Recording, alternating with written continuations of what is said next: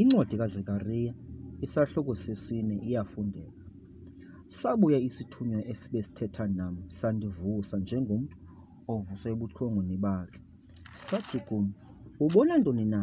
Ndathi ke ndibona, nako kukho isiphatho sezibane segolide sonke siphela, sineselwa laso phezulu kwentloko yaso, sinezibane zaso ezisixhenxe kwezokwaso, sinamajelo asixhenxe ngasixhenxe ezibane phezulu kwentloko yaso, neminquma emibini kuso, omnye ungasekunene kweselo, omnye ungasekhohlo kwalo.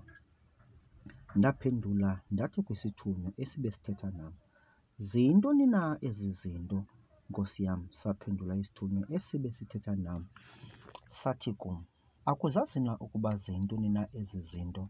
Ndathi, "Hayi, Nkosi yam."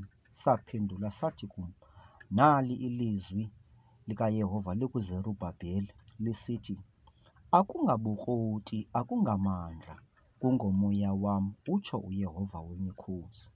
Ungubani na wena, ntaba inkulu, phambi kweZerubhabheli?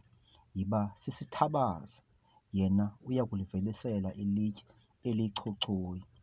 Kunqangazwa kusithiwa, ubabalo, ubabalo malube kulo. Kwafika ilizwi likaYehova kum lisithi, Izandla zikaZerubhabheli ziyisekile le ndlu, izandla zakhe ziya kuyigqiba. Wazi ukuba uYehova wemikhosi undithumele kulo.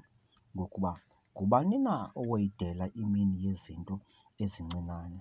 Ayakuyibona ngovuyo ilothe yokulingalalanisa esandleni sikaZerubhabheli, kwawona asixhenxe amehlo kaYehova.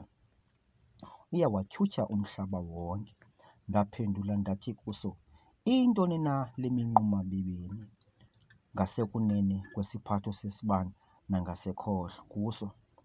Ndaphendula okwesibini ndathi kuso, "Ziyintoni na ezi mbaxa zimbini zeminquma?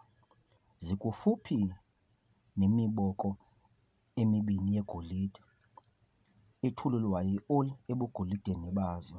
Sandiphendula sathi, "Akuzazi na ukuba ziyintoni na ezi zinto?" Ndathi, "Hayi, Nkosi yam."